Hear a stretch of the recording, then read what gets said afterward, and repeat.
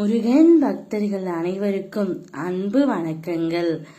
ஏன் அன்பு குழந்தையே, நீ உயிராய் நேசிக்கும் ஒரு உறவு பற்றிய முக்கியமான விஷயத்தை தான் உன்னிடம் நான் சேர்க்க வந்துள்ளேன் செல்லமே.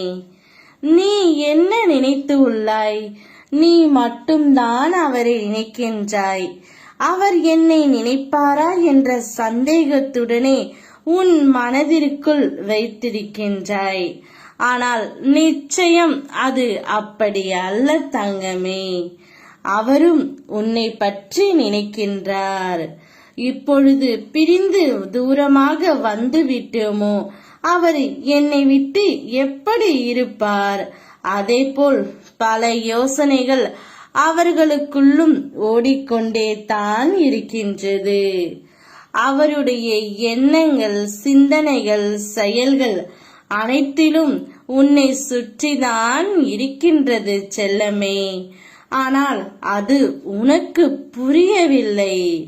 நீயாக பேசுவாய் என்று அவரும், அவர்தான் பேசுவார் என்று நீயும், இருவரும் உங்கள் வாழ்க்கையை தொலைத்து கொண்டு இருக்கின்றீர்கள்.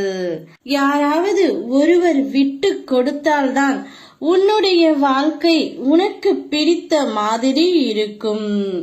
நீதான் தவறு செய்து விட்டாய் என்று அவரும், அவரு தவறு புரிந்து விட்டார் என்று நீயும், உங்கள் இருவரும் ஏமாற்றிக் கொண்டு தான் இருக்கிறீர்கள்.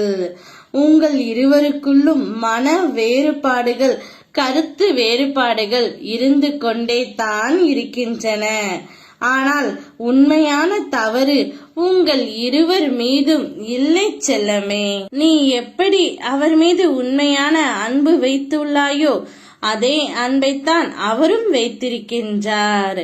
உன்னை விட்டு பிரிந்து வந்ததற்கான வேதனையை அவரும் அனுபவித்துக் கொண்டு தான் இருக்கின்றார்.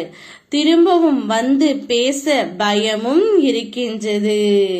காலத்தின் கட்டாயத்தாலும் சிலரின் சூழ்ச்சியாலும் நீங்கள் இப்பொழுது பிரிந்து இருக்கிறீர்கள். மாயை நிறைந்த இந்த உலகத்தில் கஷ்டங்கள் வருவது இயல்புதான் செல்லமே. ஆனால் அந்த கஷ்டங்கள் விரைவில் உனக்கு தீர்வு தரும்.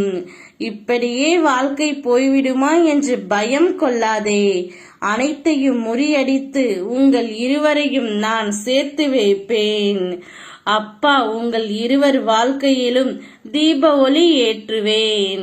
சந்தோஷமாக இரு. ஓம் முருகா.